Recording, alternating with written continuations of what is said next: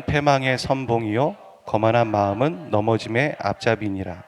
교만에는 멸망이 따르고 거만에는 파멸이 따른다. 세 번역으로 가져왔습니다. 영적 흐름에 대해서 좀 얘기해 보려고 합니다. 우리가 MT를 갔지만 MT 전에 어떤 일이 있었냐면 6월 중순 정도에 일주일 기도회를 가졌고, 그때 제가 여러분에게 믿음에 대한 얘기를 했습니다.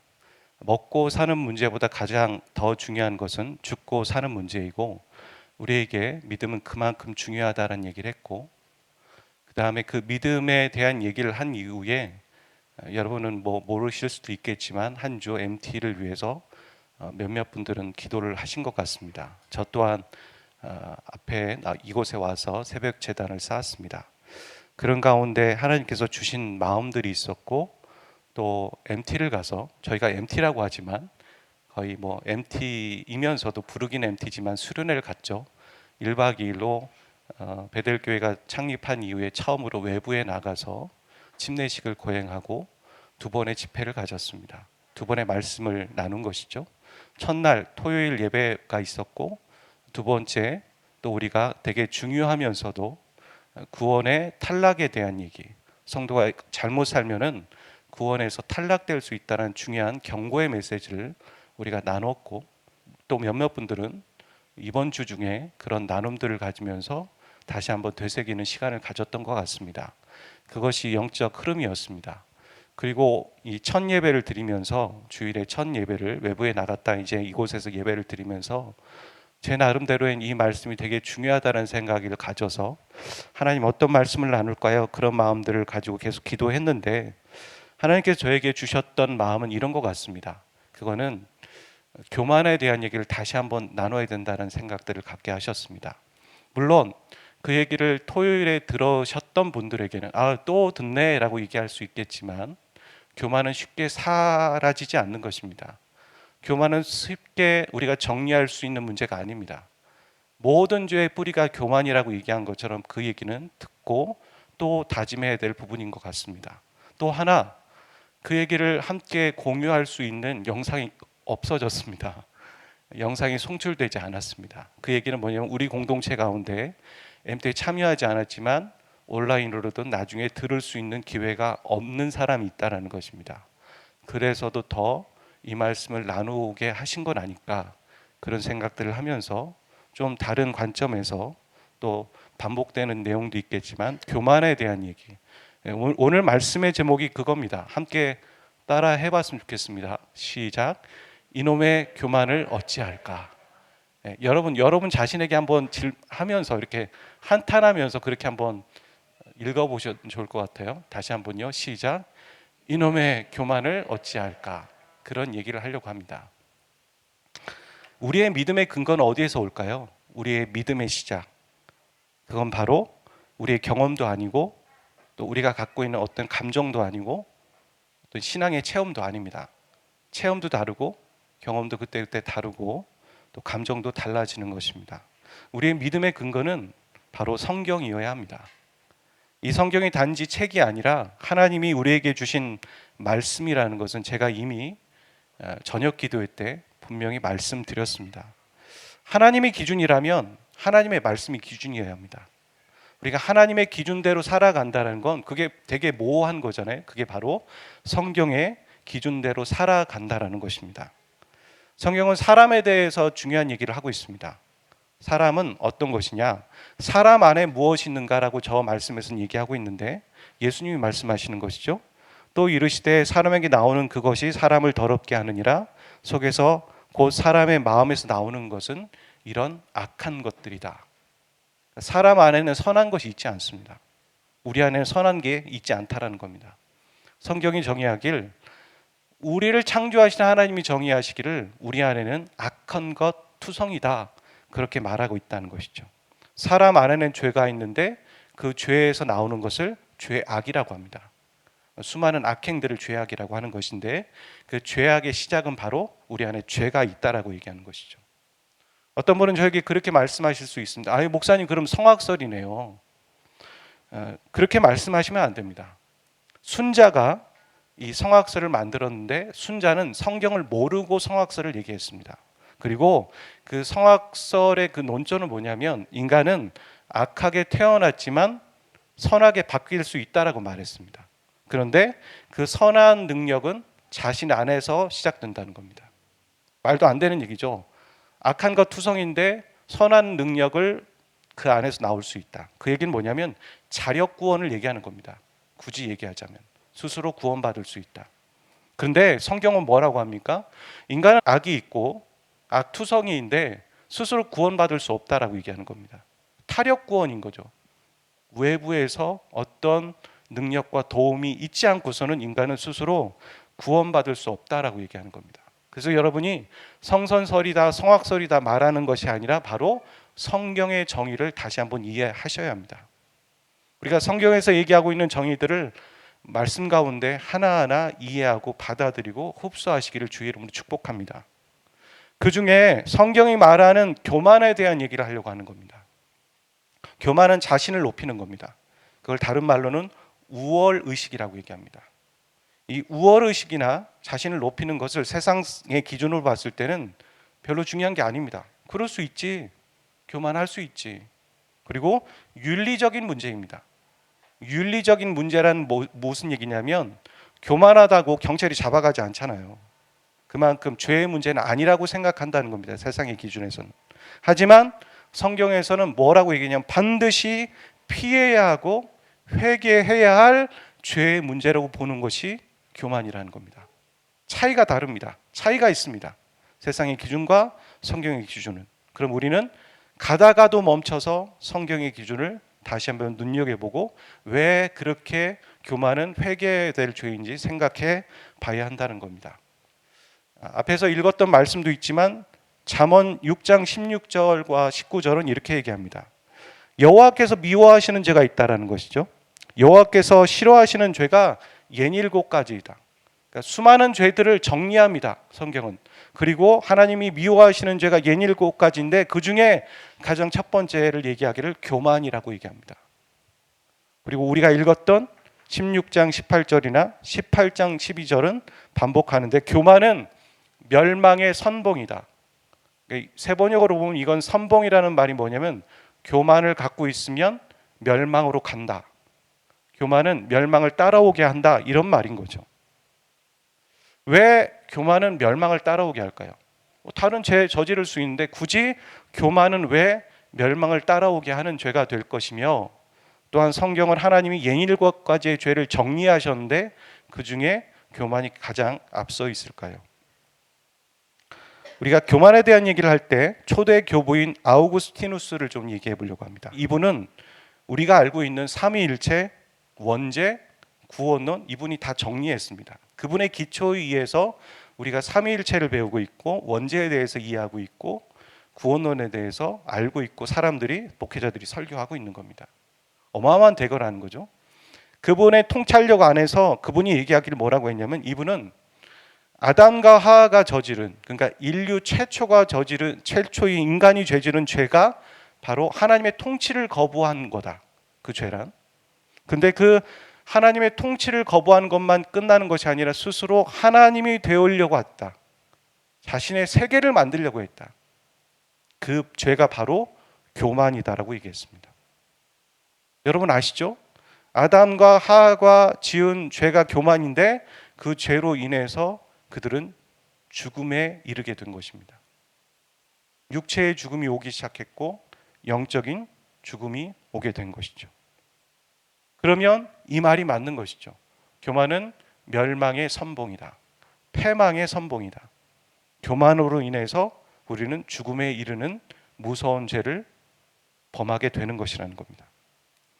우리가 구원에 이르게 되는 믿음의 고백은 이겁니다. 예수는 그리스도이시며 예수는 주이시다. 여러분 이 믿음의 고백을 하시고 여러분이 그리스도인이 되셨을 겁니다. 그리고 제가 침례 문답을 할 때도 침례자에게 침례 받는 자에게 이 질문을 다시 한번 확인했고 또 정리해서 다시 알려줬습니다. 우리에게 믿음은 이 믿음의 시작은 이겁니다. 만약에 저 믿음이 없다면 우리는 믿음이 없는 것이고 죄송하지만 우리는 천국에 가지 못할 것입니다. 멸망을 이루게 될 것입니다. 그런데 아까 얘기했던 것처럼 인류 최초의 인간이 지었던 죄가 바로 교만인데, 그 교만의 내용을 분석해 보면 바로 내가 주인이고 하나님의 통치를 거부하며 내 뜻대로 살겠다라고 얘기했다라는 거죠. 그게 바로 정확하게 저 믿음의 고백을 반대로 하는 고백이 되는 것입니다. 그래서 교만은 멸망의 선봉이고 교만은 불신앙입니다. 목사님, 저도 교만할 때가 있는데요. 교만투성이에요. 그럴 수 있죠. 근데 우리가 지난 MT 때 했던 말씀의 설교를 들어보다 보면, 정리했다 보면 우리는 교만할 수 있고 회개하고 엎치락 뒤치락 하지만 그 교만을 시작으로 해서 조금씩 양보하면서 나의 세계를 만들고 내 뜻대로 살겠다고 하다가 구원의 탈락이 있을 수 있다는 얘기가 되는 것이죠. 그러면 아까 얘기했던 예수님이 우리의 모든 죄들을 정리하셨는데, 인간 안에서 죄가 나온다고 했는데 우리의 죄의 뿌리는 바로 교만이라는 것이죠. BC 4세기부터 믿음의 선배들은 어떤 것을 하기로 결정하고 이렇게 활동했냐면 인간이 짓는 죄를 통합하려고 했습니다. 그래서 우리가 잠언에서 얘기하는 것처럼 인간이 짓는 죄에 대한 예닐곱 가지다라고 얘기하는 것처럼 고대 사람들도 그렇게 6가지의 대죄, 7가지의 대죄 이렇게 정리하기 시작했다라는 것이죠. 그중에 그 그레고리우스나 아퀴나스라는 사람은 교만을 뭐라고 했냐면 모든 죄의 뿌리다라고 정리했어요. 괜히 그랬겠습니까? 괜히 그랬겠냐는 거죠. 솔직히 우리보다 그들은 신앙에 대해서 더 많이 고민했고 우리보다 그들은 성경에 대해서 더 깊이 연구하며 고민했어요. 그리고 정리하기를 교만은 모든 죄의 뿌리가 된다라고 얘기했습니다. 그리고 라이놀드 니부어라는 사람은 모든 교만들 중에 가장 심각한 교만은 영적인 교만이다라고 말했습니다. 전 이거 동의합니다. 여러분, 경건하고 기도를 많이 하는 사람, 신앙생활 오래 한 사람, 교회를 다닌 사람, 그리고 특히 그런 사람들 중에는 목회자도 포함되는 거죠. 그들 가운데 갖고 있는 죄는 바로 영적인 교만입니다. 성경에 나온 대표적인 사람들이 바리새인입니다. 영적인 교만이란 이런 거죠. 나는 영적으로 우위에 있고 너희들은 아래에 있다. 이스라엘 백성들이 선민 사상을 가졌습니다. 하나님께 택함 받았다라는 건 분명한 사실이고 부인할 수 없습니다. 근데 그들이 가졌던 거 뭐냐면 택함을 받았기 때문에 우리는 특별하다. 그리고 반대로 너희들은 죽을 민족이다. 너희들은 지옥 갈 민족들이야. 이방인을 얘기한 것이죠. 하나님의 계획은 달랐습니다. 하나님은 그들을 택해서 그들을 통해 복의 통로 삼으셔서 다른 민족을 구원하기 원했는데 그러지 못했던 거죠. 똑같습니다. 오늘날 교회를 통해서 교회 한 사람 한 사람 또 이 공동체를 통해 하나님이 우리에게 구원을 허락하시고 택하신 이유는 우리를 통해서 그 복음이 흘러가기를 원하는데 우리 스스로 우리는 우위에 있고 아유 저들은 하면서 그렇게 깔려있는 영적 교만이 공동체 안에 있으며 그 교만으로 어찌 세상에 복음을 전하는 통로가 되겠습니까? 이 영적인 우위에 있다라고 생각하는 영적인 교만을 우리는 배격하고 반드시 회개하며 깨야 하는 것입니다. 이스라엘 백성들은 그렇게 생각했습니다. 나는 한 번도 하나님을 떠난 적이 없다. 반은 맞고 반은 틀립니다. 그들의 생각에 하나님을 떠난 적은 없습니다. 분명히 하나님도 섬겼습니다. 하지만 바알도 섬겼습니다. 그래서 그들의 입장에서는 그 말이 맞는 겁니다. 근데 솔직히 어떤 와이프가 남편한테 얘기하길 나는 남편을 떠난 적이 없어 당신을. 하지만 나는 바람도 핀다. 이렇게 말한다면 그것은 정말 남편을 떠난 적이 없는 것일까요? 하나님이 이스라엘 백성들이 계속 얘기하고 호세아를 통해 고멜의 비유를 통해 계속 얘기하는 건 그들이 영적인 간음을 저지르고 있다라고 얘기하는 건데 그들은 당연하게 우리는 선민이며 우리는 하나님을 떠난 적이 없다라고 생각하다가 그들은 멸망을 당했다는 겁니다. 오늘 우리가 그럴 수 있다는 거죠. 교회 안에 있고 신앙 안에 있고 공동체 안에 있기 때문에 우리는 안전해. 우리는 하나님을 떠난 적이 없어 라고 생각하면서 두 주인을 섬기고 있다가 엎치락 뒤치락 할 수는 있겠지만 두 주인을 섬기고 있다가 하나님의 경고가 들리지 않는 거죠. 교만 때문에. 두 주인을 섬기고 있다가 그들처럼 멸망에 이르렀을 때 아차 하지만 이미 심판이 이르게 된 것이죠. 여러분 C.S. 루이스, 나니아의 연대기를 지었던 C.S. 루이스가 스크루테이프라는 편지를 책으로 적었는데 제목이 스크루프 테이프의 편지이죠. 여기 보면 두 사단이 선배 사단과 후배 사단이 주고받는 얘기들을 하는 거죠. 제가 뭐 예전에 설교 시간에도 한두 번 정도 소개했던 것 같은데 이런 얘기를 합니다. 늙은 삼촌 악마가 젊은 조카 악마에게 이렇게 말하는 겁니다. 이제 후배죠. 후임병들에게 야, 성도가 겸손해지면 위기감을 가져야 돼. 빨간불을 켜. 그리고 무엇보다도 어떻게 대응해야 되냐면 자신이 겸손해졌다는 사실에 대해서 관심을 갖도록 해. 그러면 그 사람은 이렇게 생각할 거예요. 세상에 내가 참 겸손하다 라면서 자부심을 갖고 만족감을 갖게 된다면 그 순간 그는 교만해진다는 거죠. 이해하셨습니까? 그런데도 이런 유혹을 넘어가는 사람들이 있을 거야. 근데 그렇게 되면 어떻게 해야 되냐면 자신이 이렇게 근신하려고 한다는 사실을 자랑스럽게 생각하도록 만들어버려. 그러면 그는 또 교만해질 거야. 이 얘기를 들을 때 우리는 지어낸 얘기이지만 그가 지어낸 얘기지만 충분히 우리가 공감되어지는 이야기이기 때문에 끄덕여지는 것이죠. 교만은 얼마나 끈질긴지 모르겠습니다. 우리가 MT 때 토요일 저녁에 회개하고 우리는 교만하다고 얘기하고 그 주일 예배 때도 교만하다고 얘기했다 하더라도 다시 불쑥불쑥 올라오는 게 교만이라는 거예요. 제가 오늘 이 교만에 대한 설교를 하고 단에 내려가서 그래 내가 설교한 만큼 내가 그렇게 살아야지 해도 불쑥불쑥 올라오는 게 제 안에 올라오는 게 교만이라는 거죠. 이거는 계속 우리가 다스려야 하는 거고 이 죄는 죽음에 이르게 되는 죄라는 거예요. 교만은 그냥 교만한 걸로 끝나는 것이 아니라 내가 하나님이야. 하나님의 자리에 내가 쓰면서 내 인생의 주인은 나야 라고 말하는 게 교만이고 그게 바로 패망의 멸망의 선봉이기 때문입니다. 그렇다면 우리는 이 무서운 죄를 어떻게 극복할 것인가? 이 교만을 어찌할꼬 이 얘기죠. 저는 크게 세 가지로 정리를 합니다. 첫 번째는 공동체 생활을 해야 합니다. 공동체 생활을 한다라는 것은 그러니까 우리가 교회이기도 하지만 우리가 뭐 학교에서 서클이든 동아리 같은 것들을 할 때 보면 서클은 되게 올드한가요? 동아리 활동을 할 때 보면 어떻게 합니까? 자기의 방식들을 내려놔야 돼요. 그 동아리의 규율과 원칙을 맞춰가야 될 수밖에 없는 거죠. 이런 것처럼 공동체 생활, 교회 생활은 그런 거예요. 자기 걸 어쨌거나 내려놓고 맞춰가려고 하는 거. 그거는 교만한 자가 적어도 겸손하려고 노력할 수 있게 되는 거죠. 중세 수도원 생활을 한 이유도 그런 겁니다.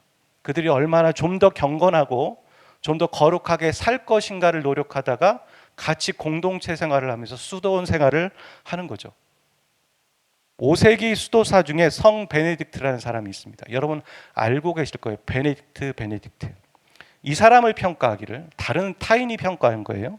이 사람을 평가하기를 로마 제국의 몰락 이후에 유럽이 역사의 어두운 밤을 벗어나도록 도운 사람이 바로 베네딕트다. 이렇게 말했어요. 자신이 아니라 타인들이 얘기하기. 그 사람이 죽은 이후에 그 정도로 훌륭한 사람입니다. 그의 저서 중에 베네딕트 규칙서라는 게 있습니다. 이 규칙서가 작성된 이후에 1400년 동안 가톨릭 수도의 사람들에게 채택된 가장 보편적인 영향력 있는 규칙서예요. 1400년 동안 인용됐다는 거죠. 여기에 보면 수도사를 네 가지로 구분합니다. 첫 번째는 회수도사예요. 이 사람은 어떤 사람이냐면 수도원장의 감독을 받고 다른 수도사와 함께 생활하는 사람. 두 번째, 은둔수도사는 이미 그런 훈련을 받은 다음에 혼자 현직에서 물러나서 은둔하는 사람이에요. 세 번째부터는 중요한데 독립수도사는 어떤 사람이냐면 공동체 생활을 경험한 적이 없는 자기 방식대로 살아가는 수도사. 네 번째, 유랑 수도사는 여러 수도원을 유랑하는 거죠. 기러기처럼 여기 갔다 저기 갔다. 오늘날의 성도들 중에 기러기 신자가 있다라고 얘기하는 거죠. 여기 갔다 저기 갔다 하는 것이죠. 근데 베네딕투스는 이 수도사들을 얘기할 때 셋째 유형, 이 독립 수도사를 뭐라고 했냐면 그 사람은 수도사라고 할 수도 없다라고 얘기했고, 마지막에 넷째는 그보다도 더 나쁜 사람이다 이렇게 말을 했죠. 괜히 이렇게 말했겠습니까? 괜히 이 말들을 가지고 이것을 인용해서 1400년 동안 살았겠습니까? 바보 같아서, 사람들이 어리석어서, 시간 낭비하려고 믿음의 선배들이 다 이유가 있는 거예요. 그 안에 그 비밀이 있는 거예요. 하나님의 교회를 우리에게 허락하신 이유가 있다는 것이죠. 그래서 성경은 얘기하죠. 에베소서 3장 9절에서 11절. 본문이 좀 길지만 같이 한번 읽어볼까요? 시작. 영원부터 만물을 창조하신 하나님의 속에 감추어졌던 비밀의 경륜이 어떠한 것을 드러내게 하려 하심이라. 이는 이제 교회로 말미암아 하늘에 있는 통치자들과 권세들에게 하나님의 각종 지혜를 알게 하려 하심이니 곧 영원부터 우리 주 그리스도 예수 안에서 예정하신 뜻대로 하신 것이라. 성경을 좀 거꾸로 읽어보면 그리스도 예수 안에서 예정하신 것이다. 예수님을 통해서 예정하신 계획이 있어요. 그게 뭐냐면 교회로 말미암아 여러 통치자들과 권세들에게 하나님의 각종 지혜를 알리려고 하시는 것이다. 여러분, 이건 바뀌지 않습니다. 아무리 교회가 하찮고 부족하고 연약하고 참 비리도 있고 건강하지 못한 것들도 많이 보긴 하지만 하나님은 이 계획을 바꾼 적이 없으세요. 그래서 교회예요. 하나님은 교회를 통해서 하나님의 뜻을 알리기 원하시는데, 에베소서에서 얘기하는 이 교회란 우리 각자도 교회이지만 또한 각자가 모여서 공동체를 이루고 교회라고 세워진 그 교회를 얘기하는 겁니다. 하나님은 교회를 사람이 만들지 않았어요. 하나님의 아이디어에서 하나님이 계획하시고 오래전부터 계획하시고 세우신 거예요. 성령이 임하신 다음에. 그렇다면 우리는 이 교회를 어떻게 이해해야 할 것인가? 그래, 뭐 사회 집단 중에 하나의 연장선이지. 아니라는 거예요. 오늘날 교회가 사람들이 왜 타락하며 사람들이 왜 세속적이지는지 아십니까? 그 중에 하나는 교회를 바라보는 잘못된 인식이고 교회가 교회에 대한 정확한 설명을 하지 못하기 때문이에요. 여러분, 교회는 하나님이 세우신 것이고 하나님의 계획이 있어요. 우리가 왜 모입니까? 그것은 하나님의 각종 지혜를 세상에 알리기 위한 것이고 우리가 괜히 공동체 생활을 하고 연합하고 모이는 것이 아니라 그 나름의 분명한 뜻이 있다는 겁니다. 우리가 깎여야 되고 교만한 것들을 겸손함으로 바꿔야 되는 이유가 있다는 것이죠. 성경 공부를 하는데 주중에 성경 공부를 하는데 한 분이 저한테 이런 말을 했어요. 그분은 어떤 분이냐면 신앙생활을 하다가 길게 한 6, 7년 동안 냉담기를 가졌어요. 정말 냉담기를 가졌다고 본인이 얘기하는 말이에요. 냉담기를 가졌다가 다시 돌아와서 지금 신앙생활을 하고 있는 사람이에요. 그분이 얘기하기를 뭐라고 했냐면 불신자가 하나님을 믿으면서 신앙은 같지만 그럴 수 있죠. 그렇지만 교회를 아직 안 다니는 사람이 있을 수 있을 거 아니겠어요? 그렇죠? 신앙을 가진 거예요. 어떻게 했는지.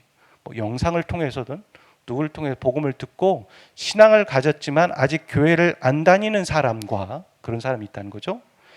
반대로 신앙을 갖고선 교회 생활을 하다가 교회를 멀리하면서 나는 하나님께는 가깝고 교회는 멀리할 뿐이야 라고 얘기하는 사람은 다르다라고 얘기했어요.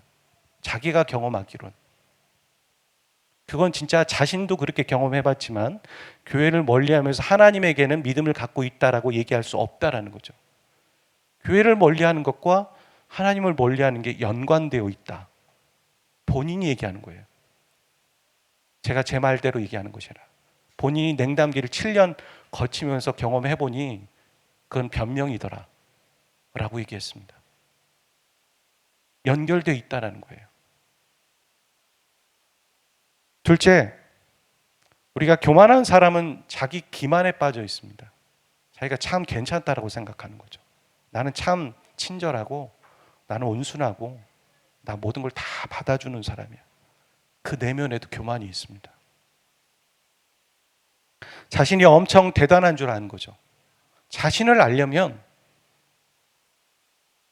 하나님을 알아야 돼요.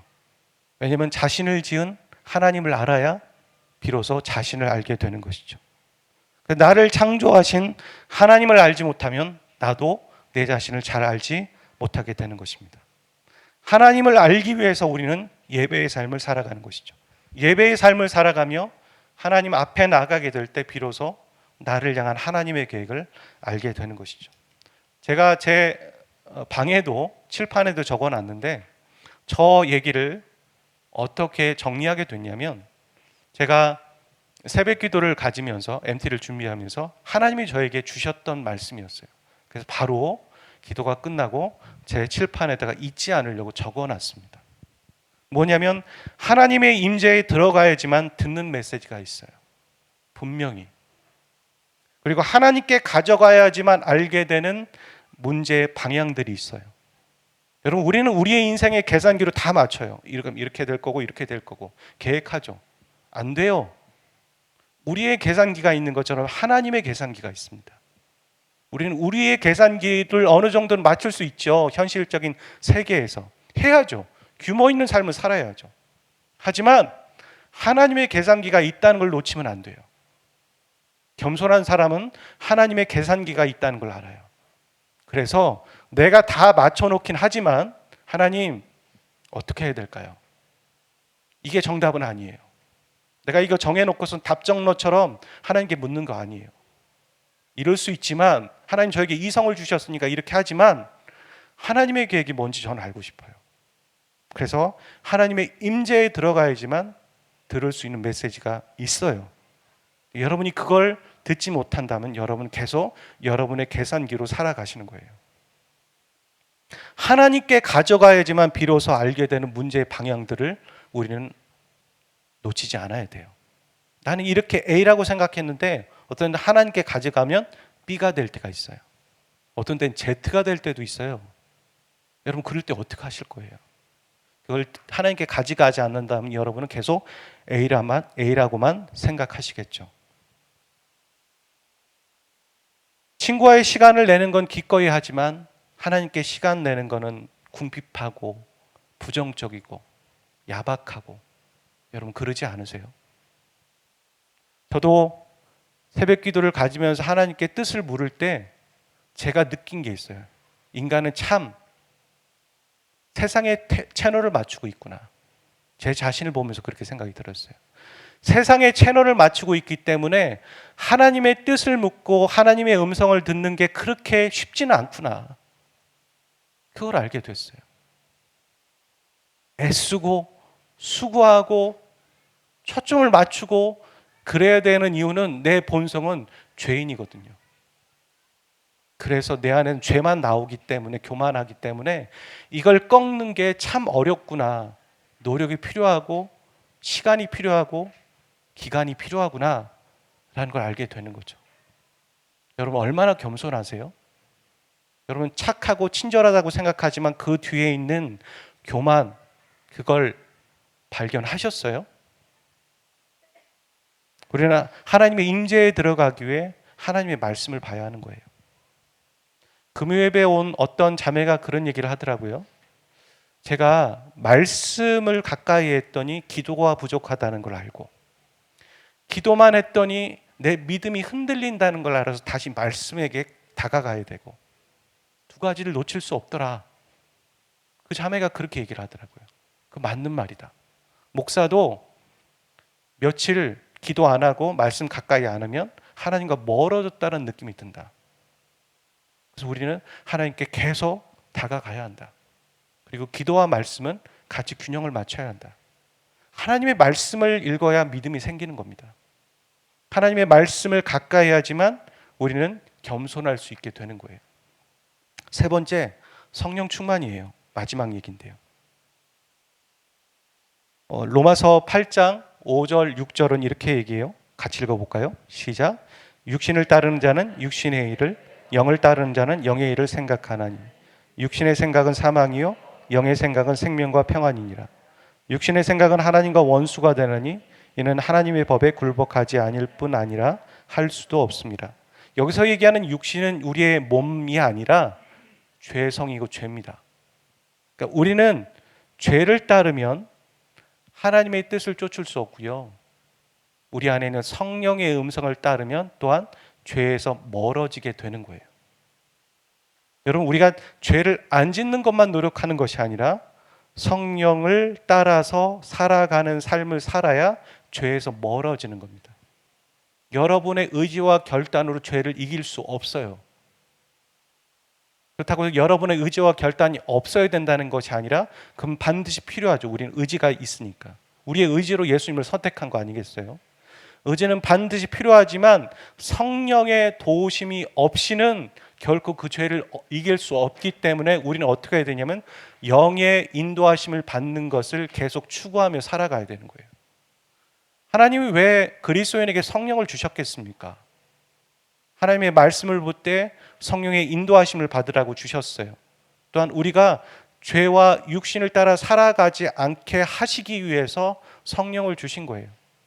이것을 구원의 탈락으로 얘기해 보면 어떤 사람이 육신을 쫓아 살아가요? 그러다가 회개하죠. 그리고 영을 쫓아 살아가다가 또 육신을 쫓아가다가 영을 쫓아가다 엎치락 뒤치락 할 거 아니겠어요? 근데 어느 순간에 그런 육신을 쫓아 살아가는 것이 더 익숙하고 영을 무시하며 살아가다가 육신을 쫓다가 그게 익숙하고 양심의 화인을 맞아서 믿음을 부인하게 되는 거예요. 여러분, 그럼 되게 무서운 얘기잖아요. 그럼 우리는 어떻게 해야겠습니까? 우리의 본성은 육신이라고요. 우리의 본성은 죄를 좋아해요. 죄를 노력하면서 짓는 사람이 어디 있어요? 그런 어리석은 사람이. 본성이 죄예요. 하지만 선한 일을 하는 일에는 노력이 따르는 겁니다. 선한 일을 할 때 본성적으로 선한 일을 하는 사람 아무도 없어요. 여러분, 그래서 노력이 항상 우리에겐 필요한 거고 고통이 따르는 거예요. 하나님을 따를 때는. 그리고 좁은 길을 가게 되는 것이죠. 여러분, 분명히 기억하십시오. 영의 생각은 생명과 평안입니다. 하나님이 우리에게 주시는 생각은 평안이에요. 우리 안에 계속 불안이 있다면 그건 하나님의 뜻은 아닐 거예요. 걱정만 있다면 그건 걱정은 하나님의 뜻이 아니에요.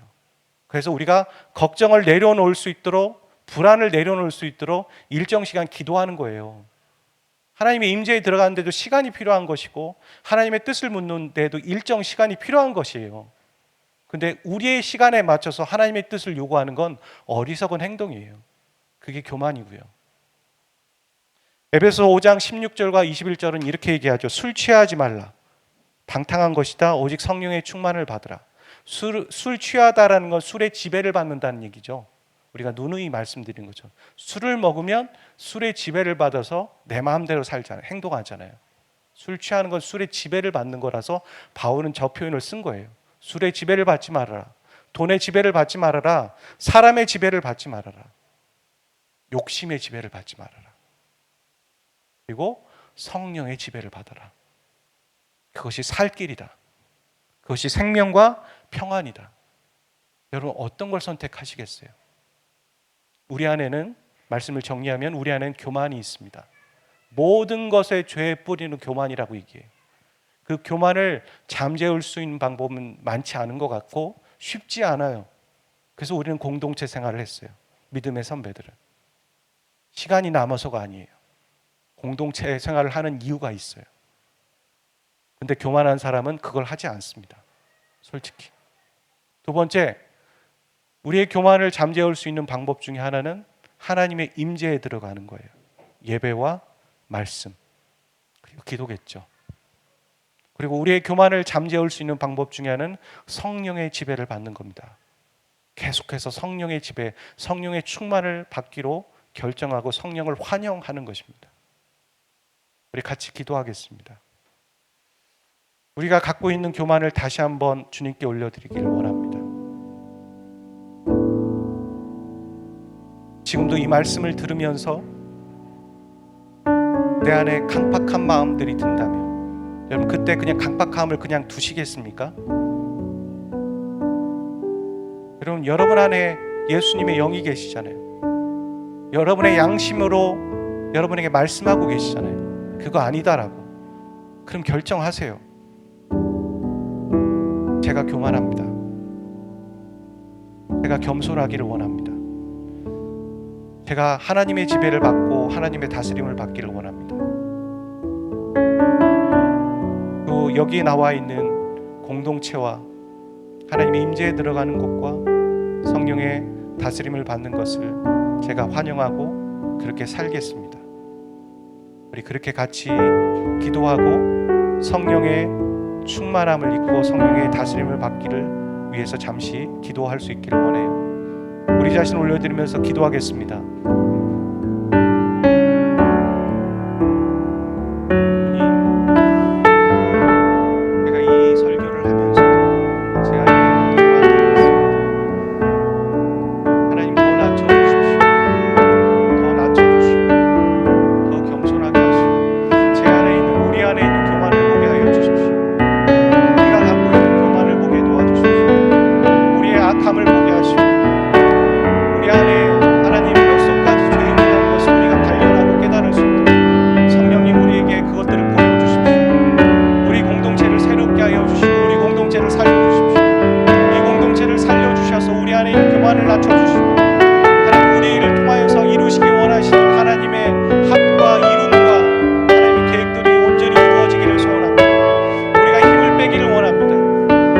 남을 낮게 여기고 천하게 여기고 업신여기는 우리의 눈과 우리의 말과 우리의 시선들을 다시 한번 회개합니다.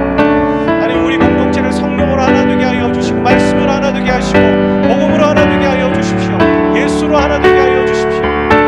우리 하나님의 은혜를 구하지만 우리 안에 결코 하나님 믿음이 없는, 행함이 없는 믿음으로 살아가는 우리의 모습들을 다시 한번 회개하며 두렵과 떨림으로 하나님의 구원을 이뤄가는 우리의 모습들이 우리 모두에게 있게 하여 주십시오. 우리는 누구나 연약합니다. 우리는 실수할 수 있습니다. 그 실수를 하나님 창피하게 여기는 것이 아니라 우리에게 실수할 수 있는 기회를 주고 하나님 그 안에서 우리가 하나님 앞에 복음으로 살아갈 수 있는 우리가 되게 도와주십시오. 우리 처진 어깨와 불쌍한 어깨들과 연약한 사람들을 보면서 우리가 그 영혼들을 바라보며 기도할 수 있는 통로가 되게 하시고 그 열정과 열심이 예수 그리스도의 열심이 우리 안에 있을 수 있도록 허락하여 주십시오. 우리 안에 하나님의 교만함을 꺾을 수 있는 하나님 우리의 겸손함, 예수 그리스도를 닮아가고 예수님과 합하는 우리의 모습들이 있게 도와주십시오.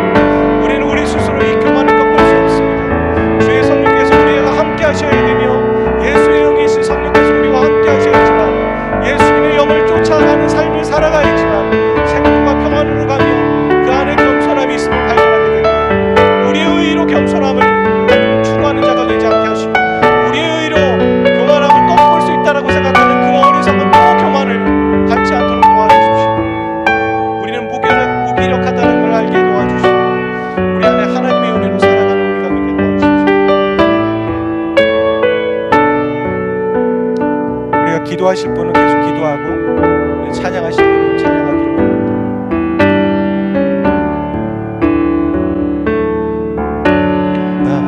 무엇과도 주님을 바꾸지 않으리. 다른 어떤 은혜 구하지 않으리. 오직 주님만이 내 삶의 도움이시니 주의 얼굴 보기 원합니다. 나 무엇과도 주님을 바꾸지 않으리. 다른 어떤 은혜 구하지 않으리. 오직 주님만이 내 삶의 도움이시니 주의 얼굴 보기 원합니다. 주님 사랑해요.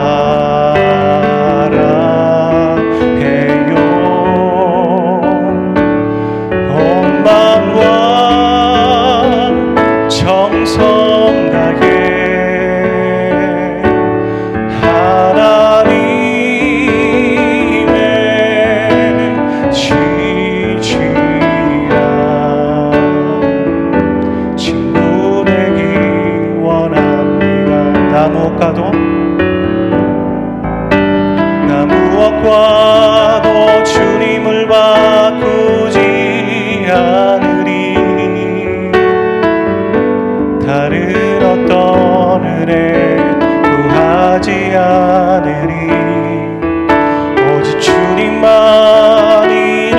삶의 도움이시니 주의 얼굴 보기 원합니다. 주님 사랑합니다. 주님 사랑해요.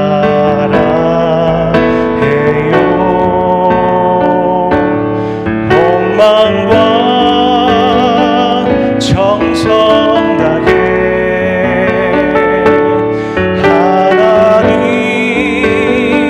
하나님의 진실한 친구 되기 주님 사랑합니다. 주님 사랑해요.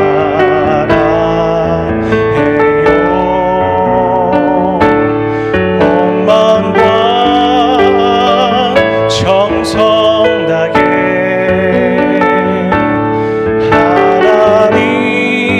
하나님의 진실한 친구 되기 원한 주님 사랑합니다.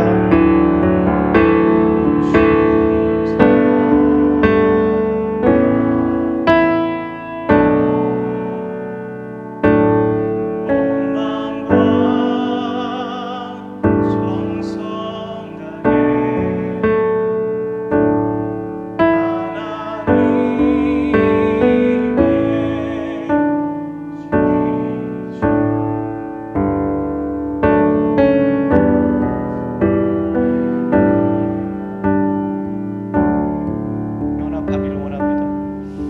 이 시간 주님의 임재에 들어가기를 원합니다. 이 시간 주님의 임재에 들어가기를 소원합니다. 주님 사랑합니다. 주님과 합하기를 원합니다. 주님과 연합하기를 원합니다. 주님의 마음이 내 마음 되기를 원합니다.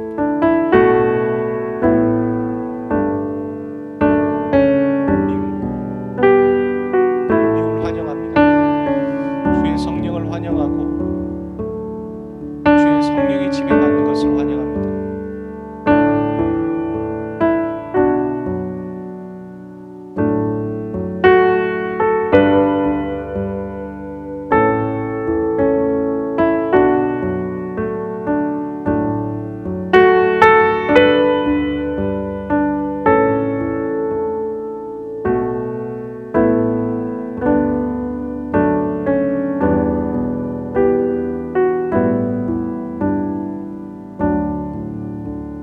하나님 사랑합니다. 하나님 감사합니다. 죽을 수밖에 없는 우리에게 예수 그리스도의 십자가의 은혜를 허락해 주셔서 감사합니다. 우리가 믿었던 첫 믿음을 그 믿음의 고백을 잊지 않고 그 고백을 하며 살아가는 우리가 되기를 원합니다. 예수는 주이시고 예수는 그리스도이십니다. 예수는 우리의 죄를 위해 십자가에 죽고 부활하신 구원자이시며 예수는 하나님이시기에 우리의 주인이 되십니다. 주님, 우리의 인생을 다스려 주시고 주님의 통치를 받는 것을 환영합니다. 우리 가정 한 사람 한 사람 가운데 이 고백과 또 이 믿음이 하나님 계속 있을 수 있도록 성령님 우리와 함께 하시고 운행하여 주시옵소서. 우리가 겸손함을 다시 한번 깨트리며 교만함을 깨트리며 우리가 교만하다는 것을 인정합니다. 겸손으로 나아갈 수 있기를 원합니다. 주님, 우리를 도우시고 함께하여 주십시오. 한 주 동안 하나님 이 베델교회 형제와 자매들을 세상으로 파송합니다. 이들이 있는 곳 가운데 빛이 되게 하시고 소금 되게 하시고 전보다 더 죄에서 멀어지고 하나님에게서 가까워지는 하나님의 사람들 되게 인도하여 주십시오. 그런 결단들이 형제와 자매들 가운데 있게 하여 주시고 그런 결단들 가운데 성령의 운행하심을 그들이 느끼고 반응하고 영에 순종할 수 있는 하나님의 사람 되게 하여 주십시오. 하나님, 우리 베델 공동체 가운데 어린 심령들을 허락하여 주셨습니다. 하나님의 믿음의 다음 세대들입니다. 이들을 축복합니다. 죄에서 멀어지게 하여 주시고 어렸을 때부터 하나님 성령의 충만함을 알고 하나님의 임재에 들어가고 하나님의 사랑하는 법을 알아가고 배워갈 수 있도록 축복하시고 인도하여 주시옵소서. 이 모든 말씀 우리 주 예수 그리스도의 이름으로 기도하였습니다. 아멘. 이제는 우리 주 예수 그리스도의 은혜와 아버지 하나님 극진하신 사랑하심과 성령님의 교통하심이 오늘 이 예배를 가운데에서 하나님의 말씀을 듣고 예배하며 결단하고 찬양한 모든 고백들의 심령들 위해 이제부터 영원까지 항상 함께 하시기를 간절히 축원하옵나이다. 아멘.